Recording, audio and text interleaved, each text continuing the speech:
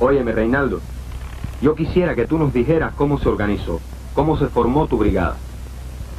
Cuando pegó la zafra se organizó con 32 hombres y ahí estamos trabajando, todavía está organizada igual y pienso que sea organizada hasta la última calle. ¿Y cómo es el régimen de trabajo de ustedes? Estamos trabajando 10 horas y siempre tratando de rendir el máximo. A ver si seguimos a la cabeza nacionalmente. Nunca he cortado menos de mina, ahora he tenido días de 1800, 1750. ¿Y los demás compañeros, más o menos, cuánto están promediando? Y ahí no ha habido compañeros que han habido días que han cortado mina, Robert. Pero promedia, la brigada está promediando un total parejo de los 32, unos con otros, sobre 600 y pico, 700 robos. Óyeme, ¿podrías decirnos los nombres de los compañeros de la brigada?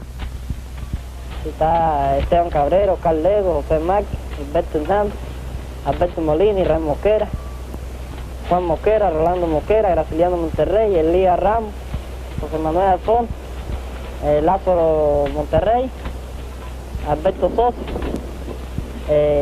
Francisco Miranda, Alfonso Quijarroz, Gilberto Molina, Felipe Molina.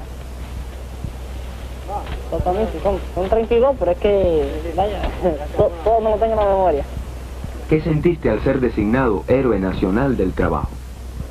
Bueno, seguir con ustedes, cuando yo fui designado héroe del trabajo, sentí un orgullo y una satisfacción muy grande por haber sido el primero en ocupar ese cargo, ya que hasta aquí no había habido emulación, ni se conocía lo que era emulación, ni nada de eso. Pero yo pienso que a través de los años, en este año que viene y los otros próximos años, haya muchos que sepan ocupar el cargo ese conforme lo he ocupado yo en este año. Aquí vive el cubano que sabe más de los orígenes de Cuba, el que ha rastreado las raíces de nuestra música, el que ha escrito el contrapunteo cubano del azúcar y el tabaco, Fernando Ortiz. En Cuba puede decirse que hay tres señores en su historia. El tabaco, que nació en Cuba, el azúcar, que vino del Asia, y el café, que vino de África. En cuanto al azúcar, la trajo Colón. Cuando vino a Cuba, en su segundo viaje, trajo cañas de azúcar de las Islas Canarias. Las sembró enseguida. A los 10 días las vio nacer y crecer. Poco tiempo después le escribió a los reyes católicos que el azúcar le darían un gran porvenir de riqueza a todas estas nuevas Indias. Sobre todo en el azúcar, lo más indispensable, aunque ello parezca mentira, ha sido históricamente la esclavitud. Donde no ha habido esclavitud, músculos numerosos y potentes, no ha podido mantenerse ni fundarse la industria azucarera. En las Antillas, desde que llega Cristóbal Colón, aparece el problema de la esclavitud. En el mundo nuevo, el mundo americano, instala ya institución de esclavitud Cristóbal Colón en Cuba, cuando para enseñar a sus monarcas y a sus enviadores las posibilidades y curiosidades del nuevo mundo, se lleva 7 u 8 jóvenes cubanos, quitándoles la libertad y metiéndose en las carabelas y llevándolos a España.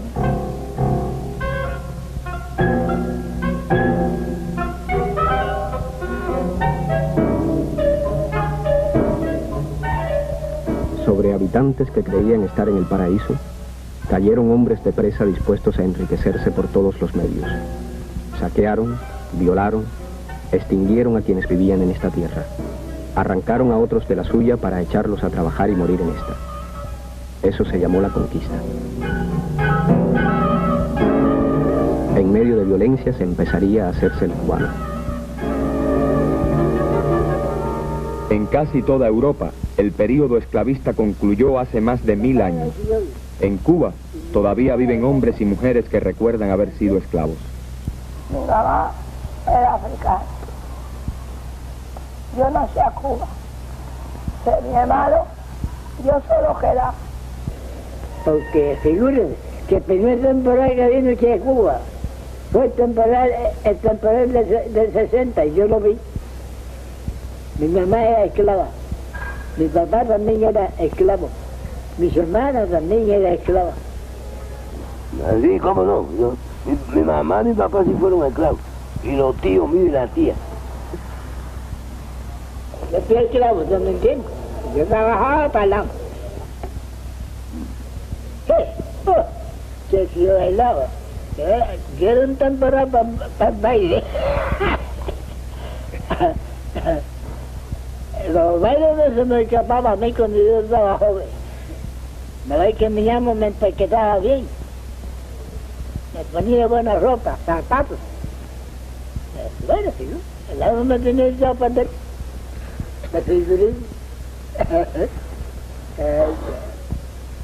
Que si yo me llegué a casar, era adulta, el montero por ahí. Pica aquí, pica allá. Ahí está.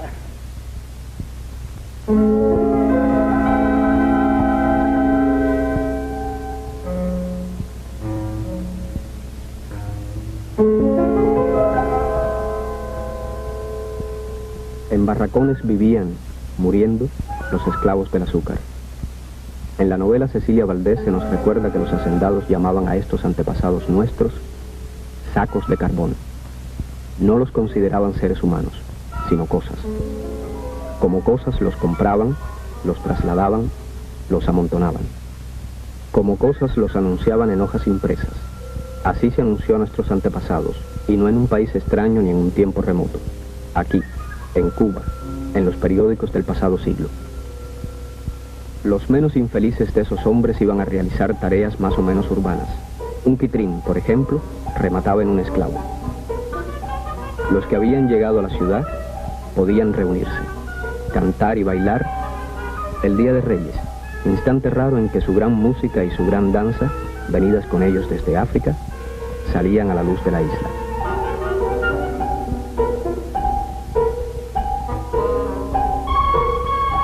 Pero ningún esclavo quedaba exento del castigo feroz.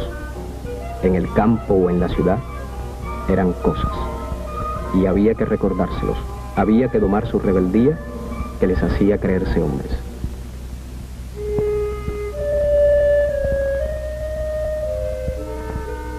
Sobre todo porque la industria azucarera solo podía crecer apoyada en la esclavitud masiva. Esto llevaría pronto a contradicciones graves, pero el salto había sido dado sobre la sangre de estos hombres. Ellos, por su parte, desde el primer momento, se rebelaron contra el horror de esa vida.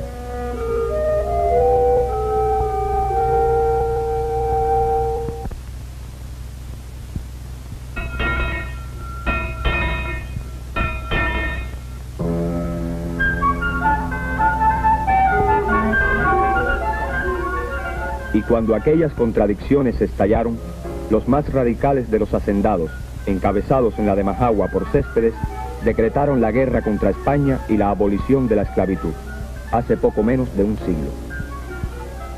Ser cubano iba a significar otra cosa.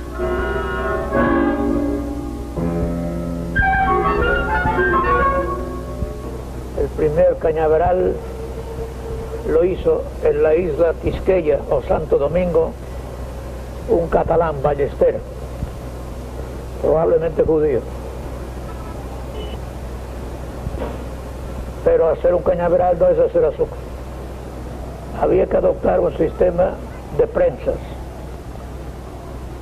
Y los que vinieron de Europa usaban ya algunas prensas para hacer aceite, para hacer ciertos vinos, y también allá por la remota Asia para hacer azúcar.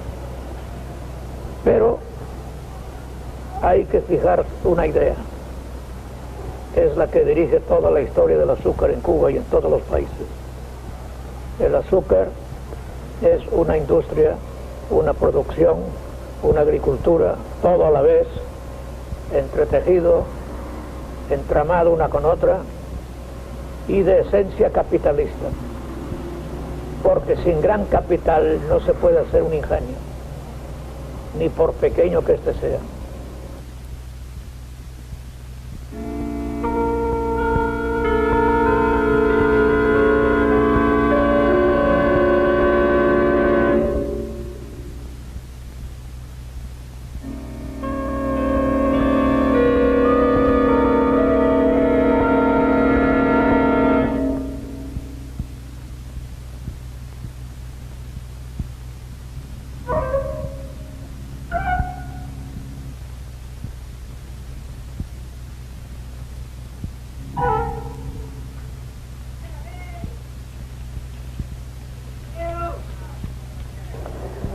Los ingenios que se hicieron en las Antillas, en Cuba prontamente, aunque no se sepa la fecha exacta,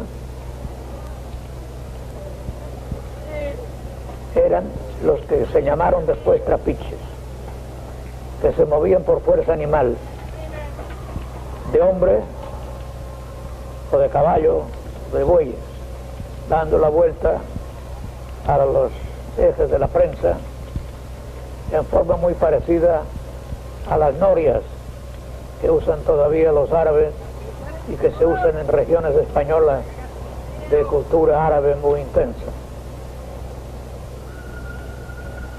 Uno se sonríe cuando sabe que un ingenio de trapiche producía unos 3 o 4 sacos de azúcar al día en la jornada y que el ingenio poderoso podía producir algo más del doble cada día. Con todo eso se hacía azúcar.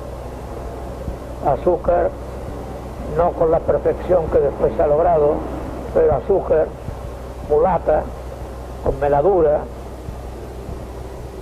y que se gobernaba en sacos, o mejor en cajas, la madera más barata que el saco entonces, y de aquí se mandaba a España, a Sevilla.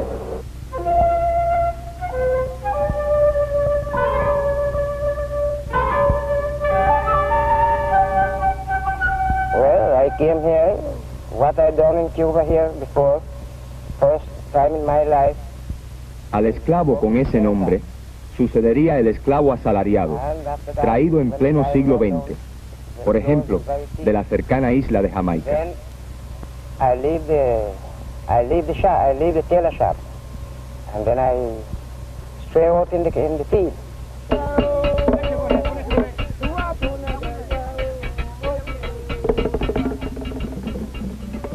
O de Haití, donde empezó la revolución libertadora de nuestra América y que después de dar grandes héroes fue puesta a dar esclavos también, aunque ahora los llamaran trabajadores.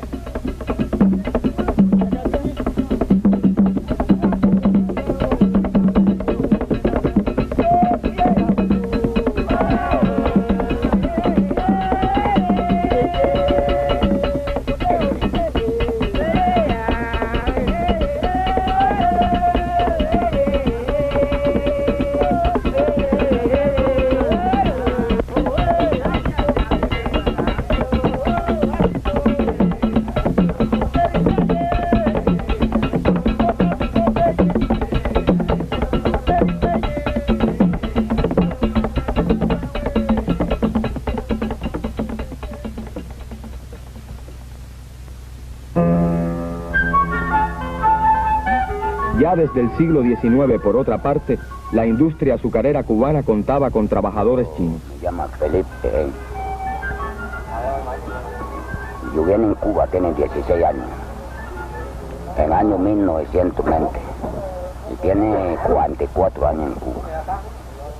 Y empezamos a trabajar aquí en el año 29, que yo vine solo, pero con el pasano mío, porque estaban las situaciones, antes allá no estaba mal. Yo tengo toda mi familia, pero ahora ya se ve que no lo sabe nada, allá en China, en Cantón. La verdad que no me acuerdo bien, pero viene como 300 pico, solamente nada más que lo pasan a mí, ¿me entiendes?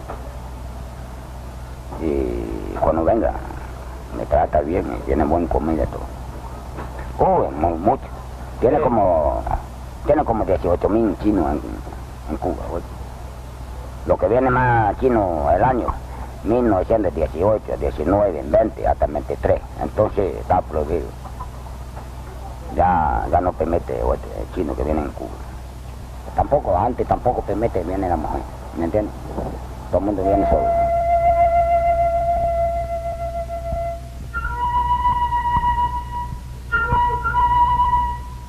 Sobre todos ellos iría aumentando la expansión industrial, que se había acelerado desde que a finales del siglo XVIII empezaron a aplicarse máquinas de vapor para mover los trapiches de los ingenios. Ya en 1850, la producción azucarera fue de 223.145 toneladas. En 1875 alcanzó la cifra de 718.000 toneladas y 20 años después había sobrepasado el 1.000.000 de toneladas. No cabía duda, Cuba era la azucarera del mundo.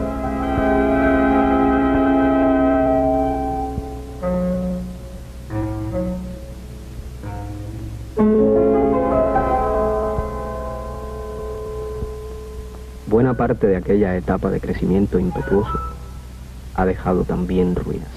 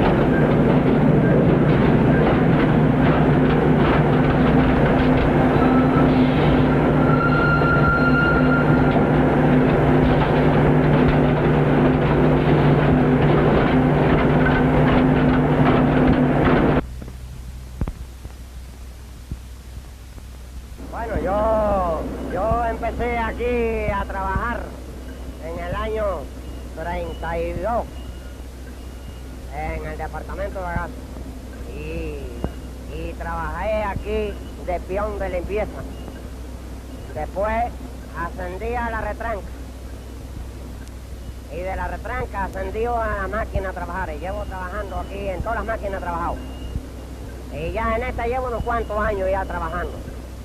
En cumplimiento de trabajo es lo más que me he ocupado de hacer. Ha tenido buen cumplimiento de trabajo y eso.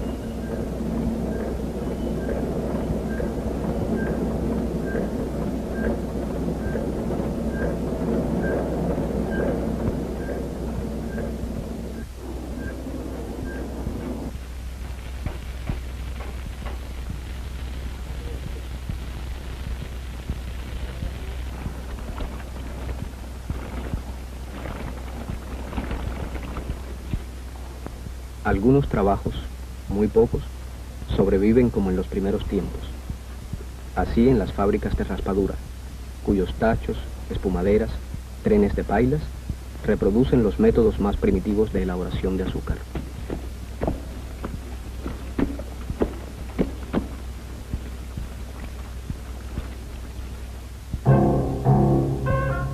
Pero los más evolucionaron rápidamente e implicaron numerosas innovaciones, desde el ferrocarril que llegó a Cuba antes que a España al servicio del azúcar, hasta máquinas de muy diversos tipos.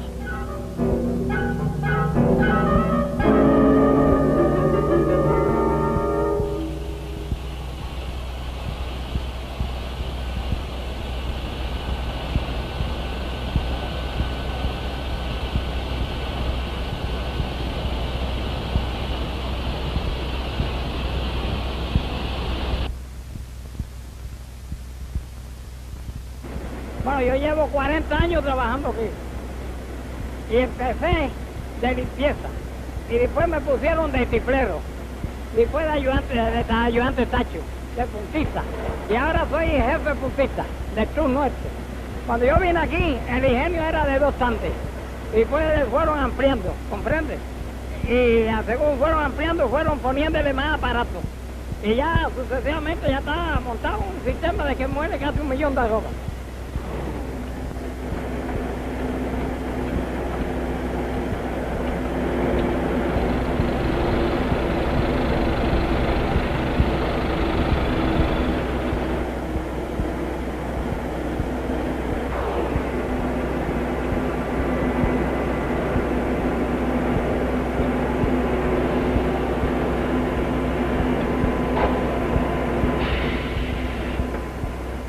Una gran industria se había alzado al compás del capitalismo.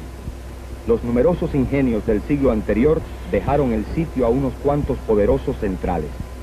La zafra de 1919 sobrepasa ya los 4 millones de toneladas.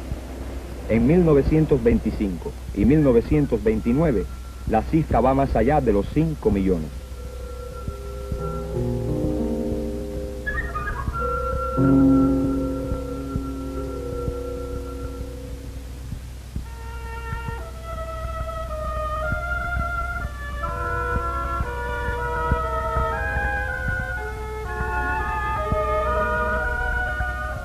Todo este trabajo se traducía en una vida fastuosa, en mansiones de una clase parasitaria. Porque es claro que esas residencias no pertenecían a quienes trabajaban el azúcar, sino a quienes vivían del trabajo de los otros. No a quienes conocían del latigazo del sol, sino a quienes medraban en la sombra. A quienes en muchos casos ni siquiera se dignaban vivir en los palacetes del pobre país tropical.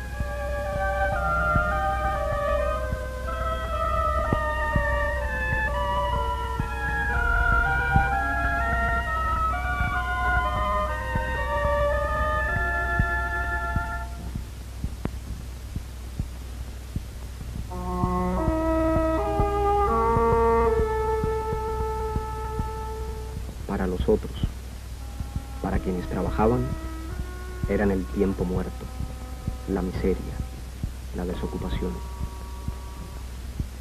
El reverso del trabajo agotador era la carencia de trabajo, la pobreza impuesta a la fuerza, el marginamiento de la historia, de la vida.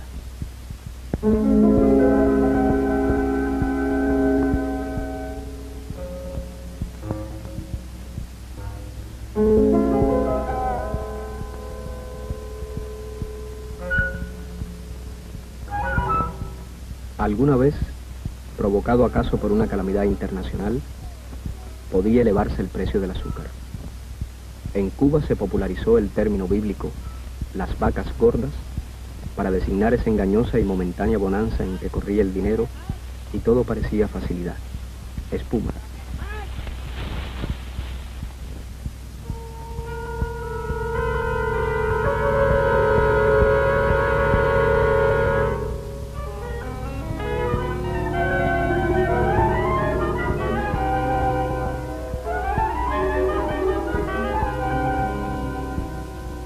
Esa bonanza era engañosa, porque la mayor parte de tal riqueza no iba a parar a manos cubanas, ni siquiera a manos de explotadores cubanos. Hace ya tiempo que el yanqui ha puesto primero sus ojos, luego sus manos y, llegado el caso, sus botas sobre la isla. En 1898, al intervenir en la guerra libertadora, ha impedido la independencia de Cuba. La república que surge en 1902, lastrada con la enmienda Platt, es un protectorado norteamericano.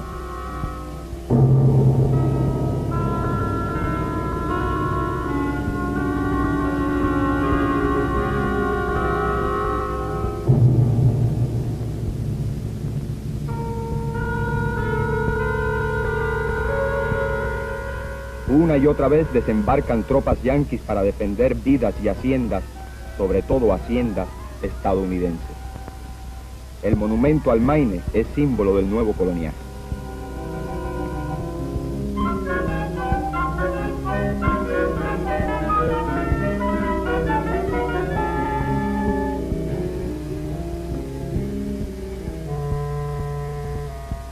Y esa bonanza era también momentánea, porque la seguían las vacas flacas. una miseria aún más arrasadora que la anterior, gracias a la cual los pobres eran cada vez más pobres, la miseria cada vez más miseria, y los hombres iban hundiéndose al parecer sin remedio.